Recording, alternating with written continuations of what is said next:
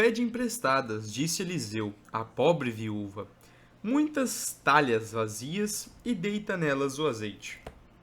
Para receber a graça de Deus em nossos corações, é preciso tê-los vazios da nossa própria glória. O cernícalo, grasnando e fitando as aves de rapina, assusta-as por uma propriedade e virtudes secretas. E é por isso que as pombas gostam dele mais do que todos os outros pássaros, pois vivem sossegadas na sua companhia. Do mesmo modo, a humildade repele Satanás, e conserva em nós as graças e dons do Espírito Santo. E por isso, todos os santos, mas particularmente o Rei dos Santos e sua mãe, sempre honraram e estimaram esta digna virtude, mais do que qualquer outra das morais.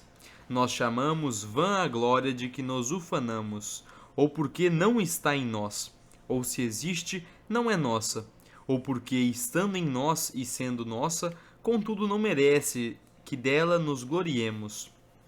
A nobreza da linhagem, o favor dos grandes, a aura popular, são coisas que não estão em nós, mas sim nos nossos predecessores ou na estima dos outros.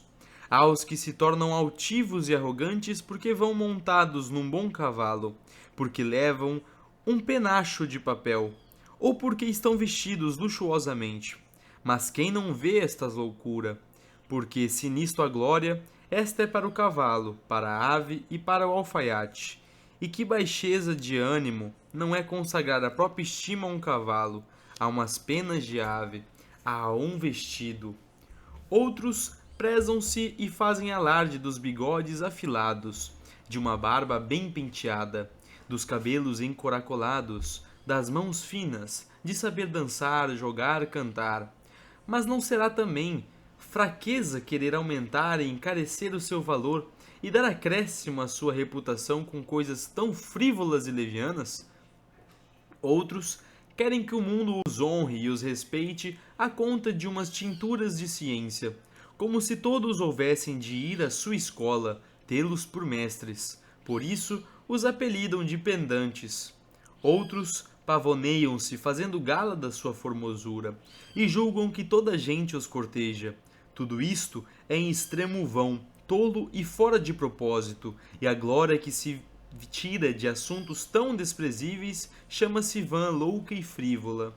Conhece-se o verdadeiro bem como o legítimo bálsamo.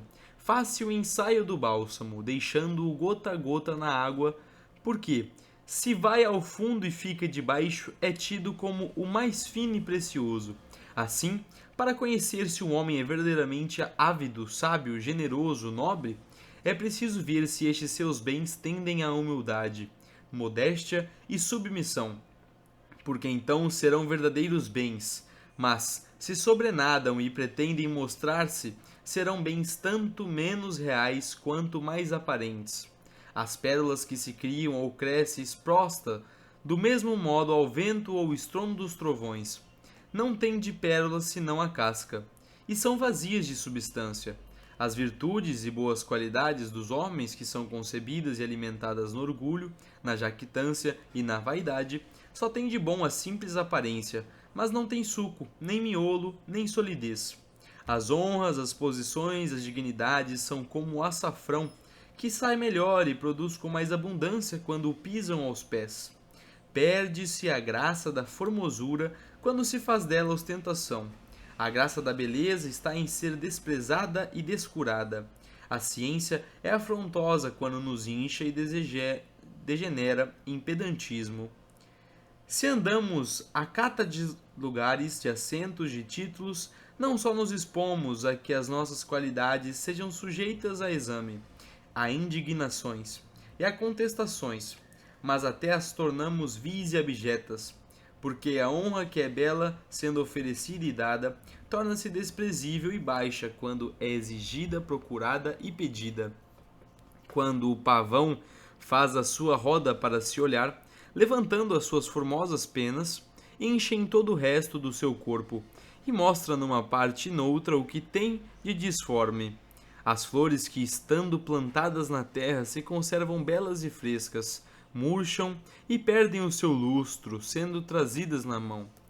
Os que cheiram a mandrágora de longe, de passagem, recebem muita suavidade, mas os que cheiram de perto e demoradamente ficam adormecidos e doentes.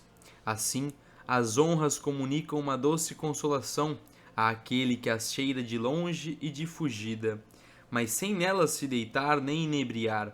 Mas quem deveras se aperfeiçoa e nutre delas, é digno da mais severa repreensão e vitupério. Começa o homem a ser virtuoso seguindo e amando a virtude, mas seguindo e amando as honras começa a ser desprezível e repreensível. Os espíritos bem formados não se prendem com estas ninharias de posto de honra, de cortesias. Tem mais em que se ocupar. Isto é próprio dos espíritos acanhados e de vistas curtas. Os que podem acolher pérolas não vão sobrecarregar-se de conchinhas, e os que almejam a virtude não quebram lanças pelas honras.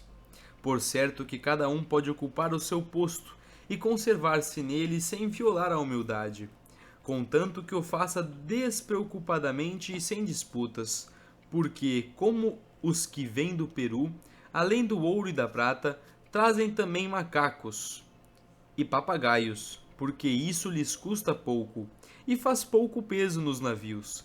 Assim, os que aspiram à virtude não deixam de ocupar os lugares e as honras que lhes são devidas, mas sob a condição de que isso não lhes custe muitos cuidados e atenções, nem os obrigue a perturbações, inquietações, disputas e contendas. Eu não me refiro, porém, àqueles cuja dignidade respeita ao público, nem a certas ocasiões particulares que trazem grandes consequências, porque nisto é preciso que cada um conserve o que lhe pertence com uma prudência e discrição que seja acompanhada de caridade e cortesia.